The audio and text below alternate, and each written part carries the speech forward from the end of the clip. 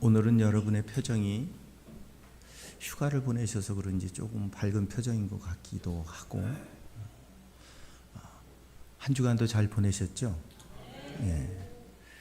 의심은 빼기이고 믿음은 더하기이며 사랑은 곱하기다라고 하는 스터드라고 하는 사람의 말이 있습니다. 여러분의 한 주간이 곱하기의 삶이었을 줄로 믿습니다. 항상 우리가 받는 것보다 주는 것을 우리의 삶의 기준으로 삼는 그리스도인으로 살아왔기에 아마 여러분의 삶이 항상 곱하기의 삶으로 행복하고 평안하고 기쁜 삶이 되어졌을 줄로 믿습니다. 우리에게 주신 하나님의 사랑이 크기 때문입니다. 하나님 안에 산다는 것, 하나님과 동행한다는 것, 하나님의 음성을 듣는다는 것, 하나님을 고백하는 삶의 가장 기본이 뭘까? 그건 바로 사랑을 나누며 사는 겁니다. 왜냐하면 우리가 믿는 하나님이 사랑이시기 때문입니다. 사랑으로 창조하셨고 그 사랑으로 심판을 위하셨고 그 사랑으로 구원을 이루셨기 때문에 그렇습니다. 그것을 아는 것이 신앙이고 그것을 믿는 것이 신앙이고 그것을 살아내는 게 신앙입니다. 오늘 우리가 어떤 삶을 살아내야 될까? 많은 것들이 있겠죠. 정의를 실현하고 선을 실천하고 이웃을 돕고 그 모든 이야기를 한마디로 정의하면 사랑하며 사는 겁니다. 우리 옆에 분들하고 다시 인사하겠습니다. 사랑하며 삽시다. 기왕에 사는 인생인데 여러분 따지고 또 뺏고 누가 높은가 누가 잘났나 그렇게 사는 것보단 그저 그냥 서로 사랑하며 사는 게 가장 행복한 인생이 되어질 줄로 믿습니다. 근데 그 사랑하며 사는 게 참 힘듭니다. 사랑하며 사는 게 쉬우십니까? 아무 대답이 없으니까 그냥 너는 떠들어라 나는 그냥 들을 테니. 사랑하며 사는 게 쉬우세요? 사랑하며 사는 게 쉬울까? 어렵죠. 사랑은 주는 거라는데 사랑은 참는 거라는데 사랑은 용서하라는 거라는데 사랑은 인내하라는 건데 사랑하는 게 쉬울 것 같지만 어렵습니다. 어려운 만큼 그 사랑이 우리를 행복하게 만드는 것인 줄로 믿습니다. 우리가 세 주 동안 요한복음 3장 16절 말씀을 통해서 우리가 이 기독교가 어떻게 출발했는지를 발견했고 그 하나님이 내가 믿는 하나님 이 땅에 사랑이라고 하는 이름으로 오셔서 이 땅의 모든 영혼을 구원하시기 원하셨던 그 하나님이 누구신지를 우리가 잠깐 간략하게 함께 나눴고 그 하나님께서 사랑의 표현으로 나타내셨던 게 바로 예수 그리스도입니다. 하나님이 세상을 이처럼 사랑하사 독생자를 주셨으니 이것이 하나님의 사랑이다 라고 표현하신 게 뭐냐면 이 땅에 예수 그리스도를 보낸 겁니다. 하나님의 사랑의 결과가 뭐냐면 멸망이 아니라 영생이라고 표현하시며 그 영생을 위한 대가가 뭐냐? 나의 독생자다. 나의 유일한 아들이다. 나 자신. 여러분, 자녀는 나의 분신이죠. 자녀는 어쩌면 나보다도 더 큰 존재일 수 있습니다. 왜냐하면 부모는 자녀를 위해 죽을 수 있기 때문이죠. 나 자신을 위해 죽는 건 힘든데 자녀를 위해 죽는 건 훨씬 쉽습니다. 그러므로 어쩌면 부모에게 자녀는 더 큰 존재일 수 있습니다. 그 더 큰 존재를 우리에게 영생을 위해 주셨다고 성경이 기록하고 있습니다. 그 사랑의 대가가 뭐였느냐? 자신의 아들이었다고 표현하고 있습니다. 19세기의 유명한 전도자인 무디가 탄광촌을 방문했습니다. 책임자를 만나서 구원에 대해 열심히 설명을 했습니다. 한참 말없이 듣고 있던 그 책임자가 이렇게 말하는 겁니다. 그 구원 너무 싸군요. 사실이라고 믿어지지가 않습니다. 그냥 믿기만 하면 주어진다면 그거보다 쉬운 일이 어디 있을까요? 뭔가 값이 좀 들어가야 우리가 좀 값어치를 느끼지 않을까요? 무디는 그 탄광촌 책임자와 대화를 나누며 오늘도 저 지하 탄광 갱에 들어가셨습니까? 그랬더니 예, 오늘도 들어갔죠. 얼마나 깊이 들어가셨습니까? 수백 피트가 넘게 들어갔죠.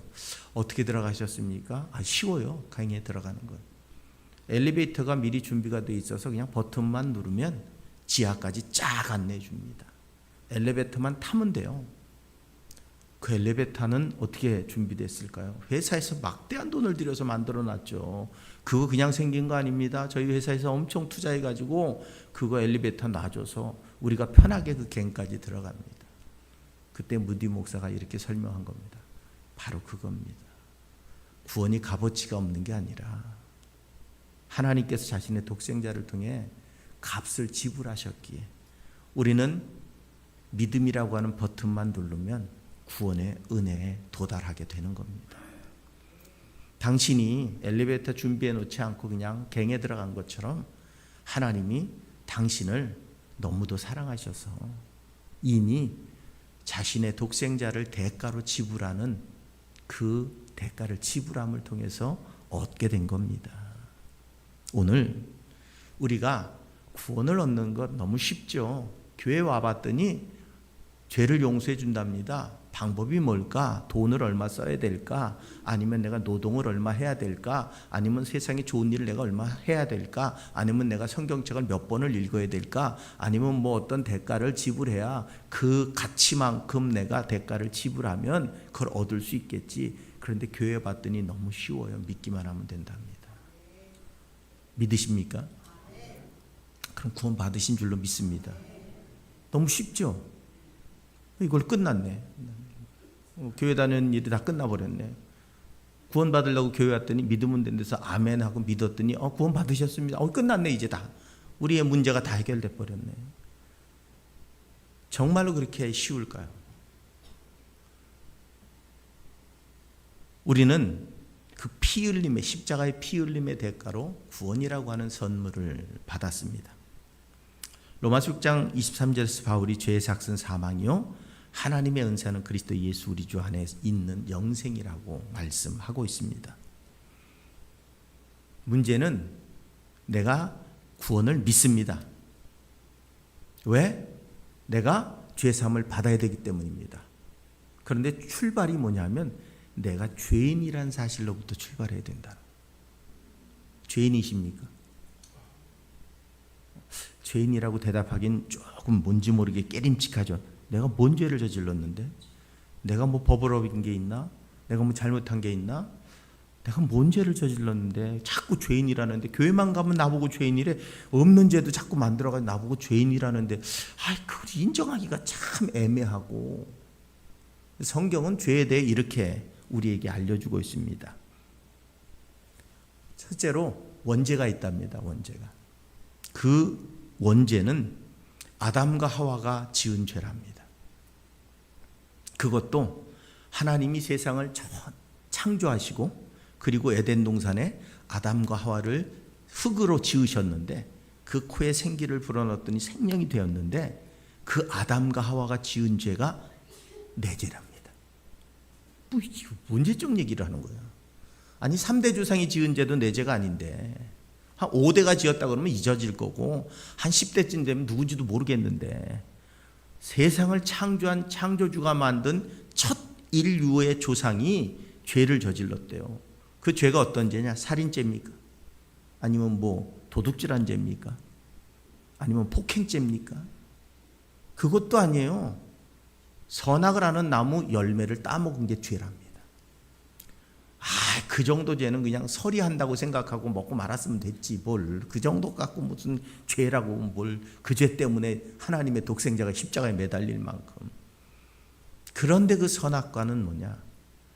하나님과 우리의 관계를 이어주는, 내가 하나님의 백성으로서 하나님의 창조물로서 살아가기 위한 최소한의 하나님과의 약속이었습니다.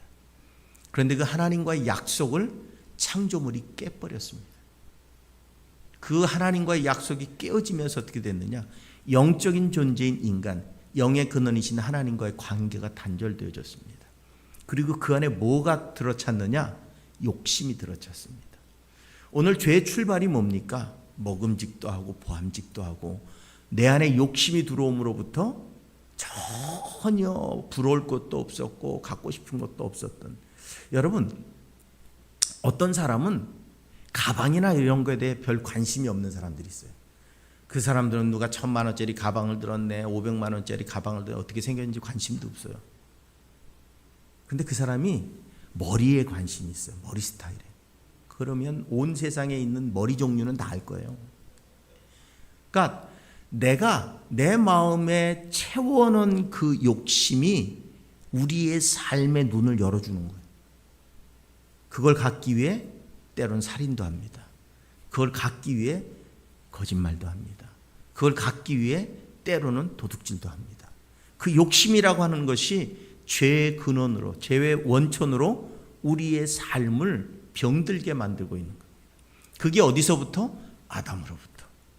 인류의 조상인 아담으로부터 그 죄가 들어왔는데, 인간이 욕심이 없는 사람이 있을까요? 우리가 수련을 하는데 가장 큰 수련이 뭐예요? 욕심을 끊어내는 거예요. 무욕을 끊고 정욕을 끊고 세상의 명예욕을 끊고, 이 욕심을 끊으면 그 사람은 선인이 되는 거예요. 선한 사람이. 그런데 인간은 그 욕심을 끊을래야 끊어낼 수 있는 방법이 없습니다. 욕심이 없는 것 같은데 또 생겨요. 각자가 갖고 있는 욕심의 종류가 다를 수는 있어도 아담과 하와로부터 인간에게 들어온 그 욕심은 끊임없는 죄를 만들어내고 있습니다. 이 세상에 여러분, 욕심이라고 하는 단어가 사라지고 존재하지 않았다면 죄는 존재할 수 없었을 거예요. 그 욕심이라고 하는 것이 우리에게 들어와서 그것이 우리에게 유전이 되어졌습니다. 유일하게 우리에게 유전된 그 죄의 본성, 그게 우리 안에 있어서 그것이 우리를 언제나 죄로 이끌어가고 언제나 마음으로, 입으로, 생각으로, 또 실제 삶으로 죄를 저지르게 만드는 근원, 그 뿌리가 되어져 있다는 거예요. 그게 우리 안에 있어서 우리가 천국 가는데 그 죄성이 가로막고 있어서 하나님께서 그 근본적인 죄의 문제를 해결하시기 위해 세상에 어떤 수단으로도 안 되고 오직 죄 없으신 분의 피, 그것만으로 가능했기에 오늘 죄 없으신 예수님을 통해 그 죄를 씻어내시기로 결정하셨다고 하는 사실입니다. 두 번째, 자범죄라는 게 있습니다. 그게 뭐냐면 에덴 동산에 쫓겨난 죄성을 가진 사람들이 이 땅에 살면서 지은 죄, 죄의 뿌리가 그 원죄라면 그 죄의 열매가 우리가 지금 행하고 있는 수없이 많은 죄들을 말합니다. 죄의 열매는 세상에 살면서 행위로 짓는 모든 죄를 의미합니다. 곧 우리는 수없이 많은 죄를, 이 세상에 수없이 많은 죄가 존재하지요. 그것은 바로 그 원죄로부터 우리 안에 있었던 죄성이 실질적인 삶 속에 나타나는 겁니다. 그게 전쟁이 되기도 하고, 그게 살인이 되기도 하고, 그게 사기가 되기도 하고, 그게 남들을 위협하는 폭력이 되기도 하고, 수없이 많은 다양한 종류로 우리의 삶을 점령해 가고 있다는 겁니다. 하지만 성경은 이 자범죄는 유전되거나 상속되지 않는다고 말씀합니다. 범죄하는 그 영혼은 죽을지라 아들은 아비의 죄악을 담당치 아니할 것이요 아비는 아들의 죄악을 담당치 아니하리니 의인의 의도 자기에게로 돌아가고 악인의 악도 자기에게로 돌아간답니다. 이건 유전되는 죄가 아닙니다. 내가 책임져야 되는 자범죄입니다.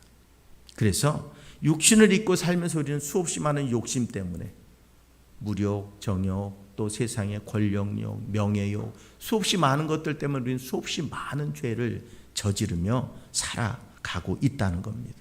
세 번째로 성경이 말씀하는 게 고범죄라고 하는 게 있답니다.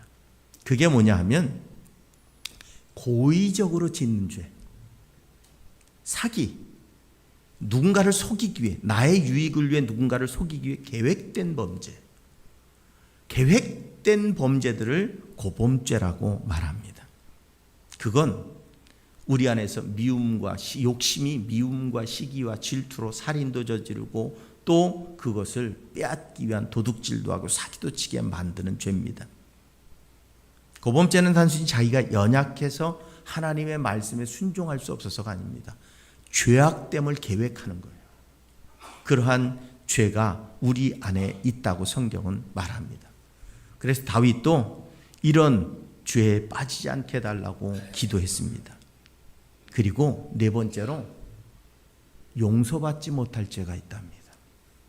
예수 그리스도가 이 땅에 오셨는데도 불구하고 믿음으로 용서받지 못할 죄가 있다 합니다.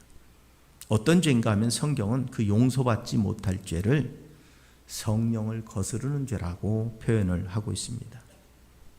그러므로 내가 너희에게 이르노니 사람에 대한 모든 죄와 모독은 사심을 얻되 성령을 모독하는 것은 사심을 얻지 못하겠고 또 누구든지 말로 인자를 거역하면 사심을 얻되 누구든지 말로 성령을 거역하면 이 세상과 오는 세상에서도 사심을 얻지 못하리라 말씀합니다.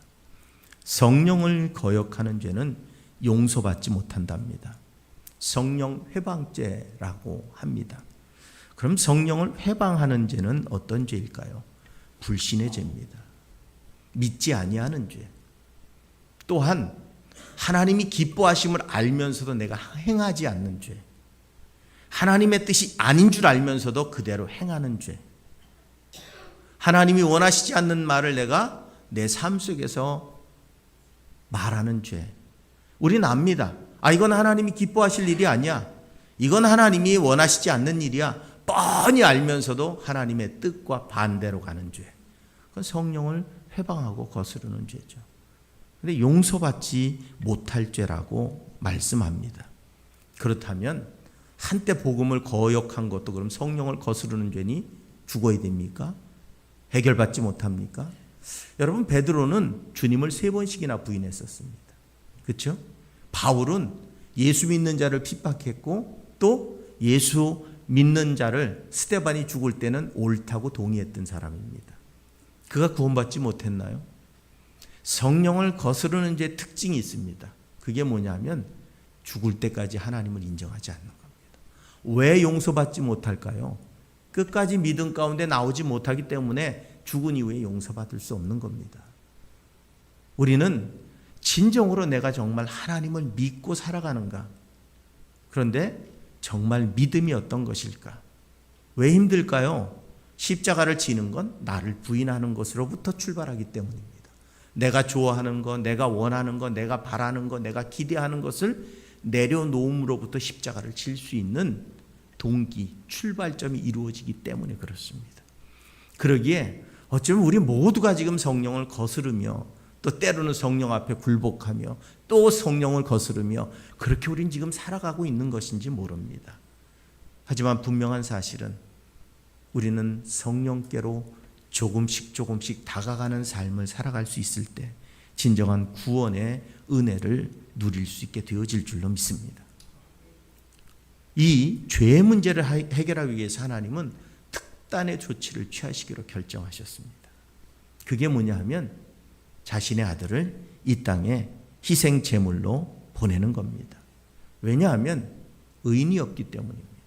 죄 없는 자가 없어서 그 피값으로는 우리의 죄를 씻을 수 없기 때문에 그렇습니다. 그래서 죄 없으신 하나님의 아들을 이 땅에 보내셔서 그 피값으로 오늘 우리의 죄를 씻어 주시기로 결정하셨습니다. 너무도 쉬운 방법으로 우리에게 구원을 선물하시기로 하셨다는 겁니다. 왜? 그렇지 않으면 아예 구원의 길이 없기 때문입니다. 그 예수 그리스도를 온전한 나의 구주로 고백할 때 우리에게는 구원의 은혜, 영생의 열매가 맺혀집니다. 베드로는 주님께 이렇게 고백합니다. 시몬 베드로가 대답하여 이르되 주는 그리스도시요 살아계신 하나님의 아들이십니다. 그때 주님이 과연아 시몬아 네가 복이 있는 사람이다 라고 말씀합니다. 왜? 그 고백 안에서 그는 구원받는 은혜를 누릴 수 있게 되어졌기 때문입니다. 오늘 먼저 그리스도라고 고백합니다.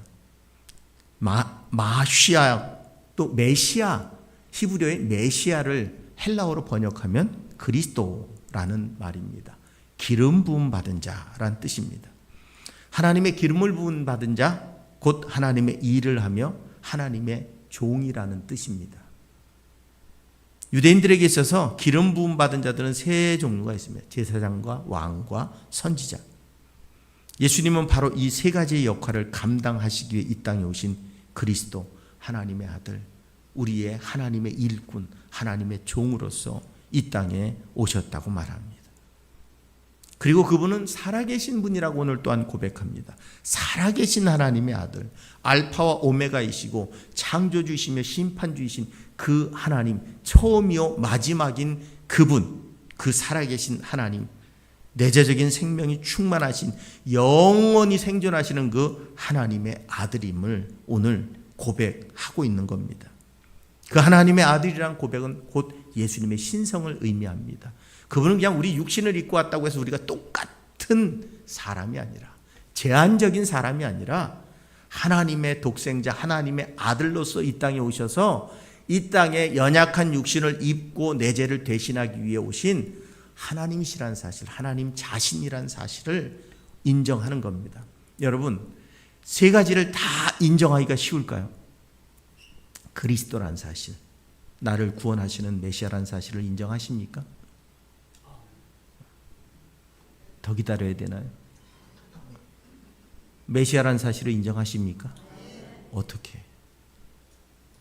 본 적도 없는데, 만난 적도 없는데, 성경에 그냥 그렇게 기록되어 있다고 그냥 믿으면 됩니까?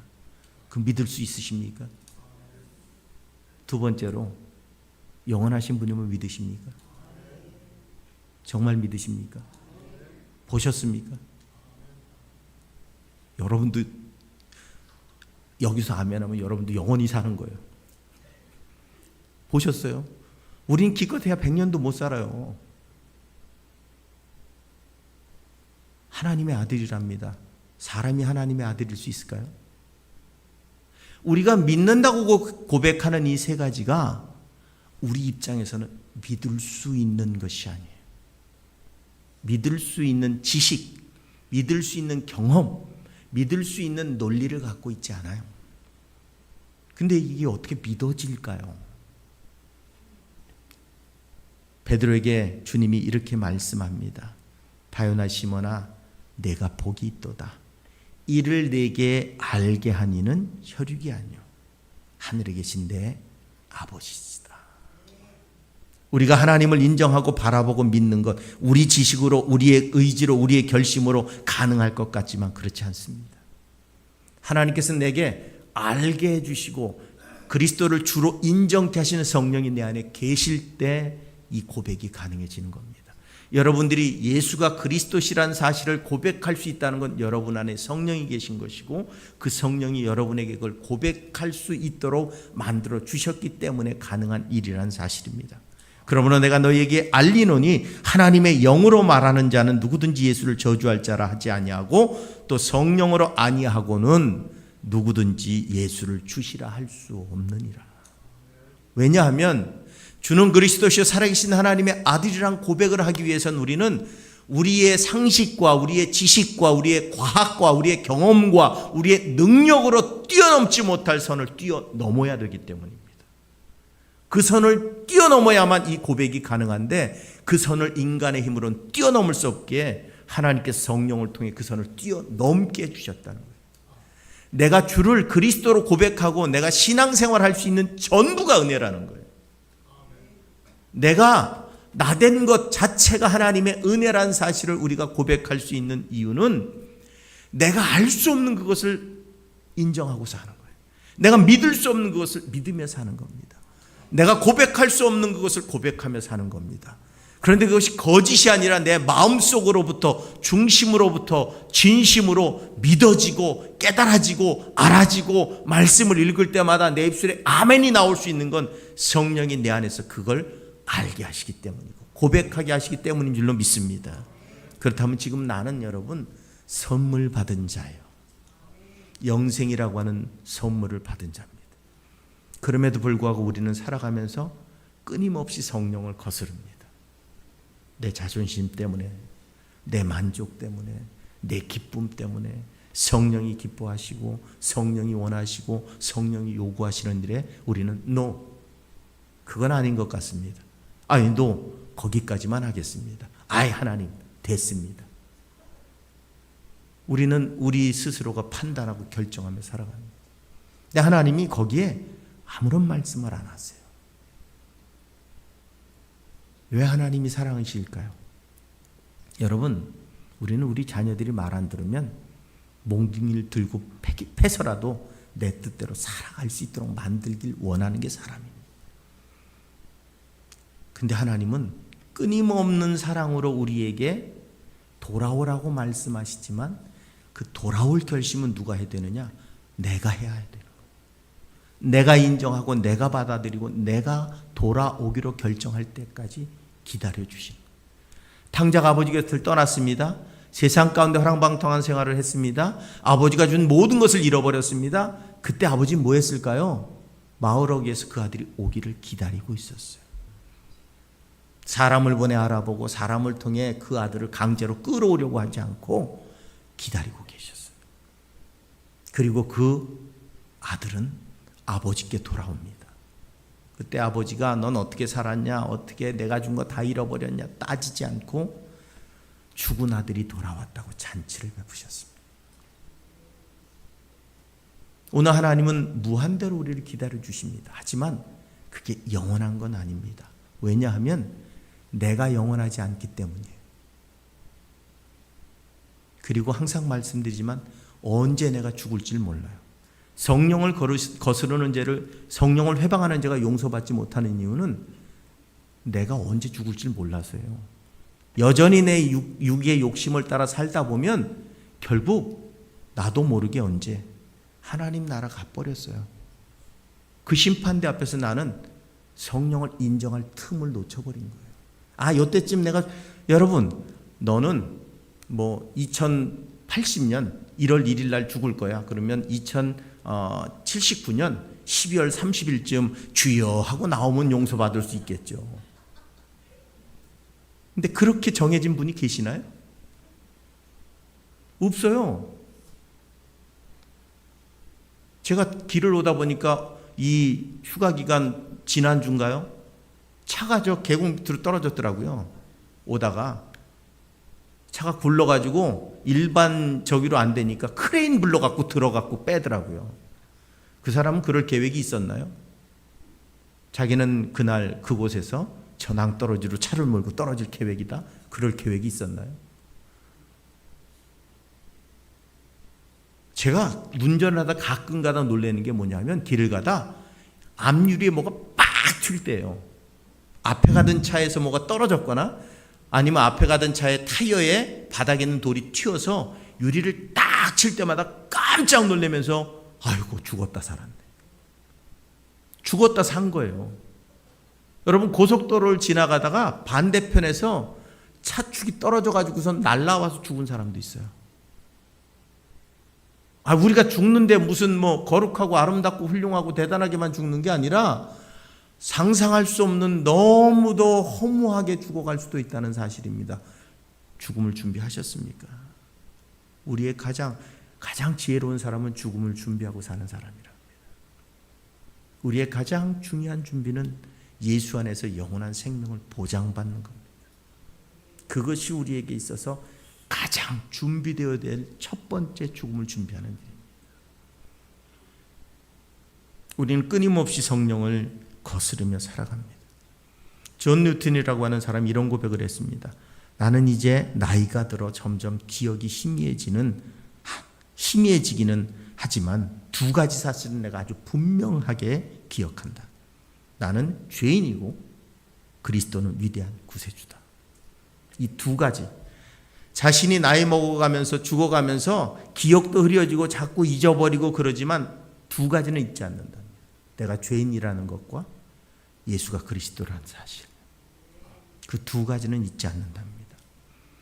영국의 미생물학자 알렉산더 플레밍이라고 하는 사람이 있습니다. 노벨 생리학 의학상을 수상한 세균학자입니다. 이분이 누구냐면 페니실린을 발명한 사람입니다. 이분이 어느 날 기자를 만났어요. 그래서 이 기자가 물어봤습니다. 지금까지 발견한 것 중에 가장 위대한 게 뭡니까? 전 인류에게 영향을 미친 페니실린이겠지라고 기자가 생각했는데 이 플레밍의 대답은 달랐습니다. 나의 발견 중 가장 위대한 발견은 내가 죄인이요, 예수님은 나의 구세주가 된다는 사실입니다. 세상에서 이룬 그 업적이 아니라 내가 죄인이라는 사실을 내가 깨달은 게, 여러분, 그걸 깨닫는 게 결코 쉽지 않습니다. 아니, 그걸 인정하는 게 우린 결코 쉽지 않습니다. 내가 왜 죄인이야? 내가 뭔 죄를 저질렀는데, 내가 좋은 일을 얼마나 했는데. 그런데 내가 죄인이라는 사실을 인정하는 게 얼마나 힘든지 모릅니다. 내가 죄인이라는 사실을 인정한 그 순간부터 우리는 모든 게 선해 보입니다. 모든 게 아름답습니다. 모든 게 감사할 일입니다. 나 같은 죄인을 살리신 하나님의 은혜 안에 사는 게 얼마나 큰 행복인지 모릅니다. 그런데 우리가 왜 화나고 짜증나고 왜 따지고 판단하고 결정하며 왜 그럴까요? 내가 아직 죄인이 아니기 때문이에요. 내 의로움이 여전히 누군가를 판단하고 결정하는 하나님 역할을 하고 있기 때문에, 내가 정말 죄인이라고 믿는다면, 제가 저를 바라볼 때 가끔 그런 생각을 합니다. 네가 목사로서 설교하면서 네가 죄인이라고 이야기하면서 너처럼 교만한 사람도 없을 거다. 죄인이 그렇게 고개 빳빳이 들고, 죄인이 그렇게 뭘 잘했다고. 우리는 죄인이라고 고백은 하고 입술로 인정하고 싶지 않지만 인정을 하지만 여전히 한쪽에, 아니 많은 부분이 난 아직 의로워, 내가 뭘 그렇게 잘못했는데 라는 마음이 여전히 나를 점령하고 있기 때문에 진실한 죄인으로서의 고백이 이루어지지 않으니, 예수님의 사랑이, 예수님의 은혜가, 예수님의 그 큰 능력이 얼마나 위대하고 큰지 내게 느껴지지 않는다는 겁니다. 예수님은 분명히 그럽니다. 내가 길이요 진리요 생명이니 나로 말미암지 않고는 아버지께로 올 자가 없답니다. 하나님의 구원에 이르는 유일한 길입니다. 이 세상에 허락하신 생명의 능력입니다. 모든 영혼이 찾아 헤매는 진리입니다. 그 예수님이 나를 위해 대신 죽으시고 내게 생명의 문을 여시고 진리를 허락하시고 구원의 길을 안내해주고 계신다는 사실입니다. 오늘 하나님의 사랑은 이렇게 예수 그리스도로 우리에게 증거되어지고 있음을 믿는다면, 오늘 우리는 이 요한복음 3장 16절을 외울 뿐만 아니라 그것을 고백하며 살아갈 수 있어서 내 삶이 하나님 앞에, 내 인생이 하나님 앞에 날마다 조금씩이라도 굴복해가는, 내가 죽는 날까지 조금씩 굴복해서 하나님 앞에 온전해지기 위해 애쓰는, 그래서 이 세상 가운데 내 삶이 더 선한 향기로, 선한 열매로, 선한 우리의 인격으로, 선한 말들로, 선한 역사들로 채워가는, 여러분 요즘 벼를 보면서 제가 느끼는 게 그겁니다. 저렇게 빳빳했던 벼가 익으니까 고개를 푹 숙이는 모습을 보면서 저 중에 여전히 빳빳이 서 있는 벼는 익지 않은 벼입니다. 추수하는 날 싹 잘라가지고 버려야 되는 벼입니다. 익어서 고개를 숙이며 더 풍성하게 더 꽉 채워질수록 모든 이의 기쁨이 되는 것처럼, 오늘 우리의 삶도 그렇게 구원의 증거이신 예수님을 따라서 주님을 믿음으로 풍성한 인생의 열매, 우리는 완벽하지 않습니다. 우리가 죽음 앞에서조차도 완벽하지 않습니다. 하지만 점점 주님을 닮아가기로 결정하는 아름다운 삶을 살아가실 수 있기를, 예수의 증인되는 삶을 살아가실 수 있기를 주님의 이름으로 부탁을 드립니다.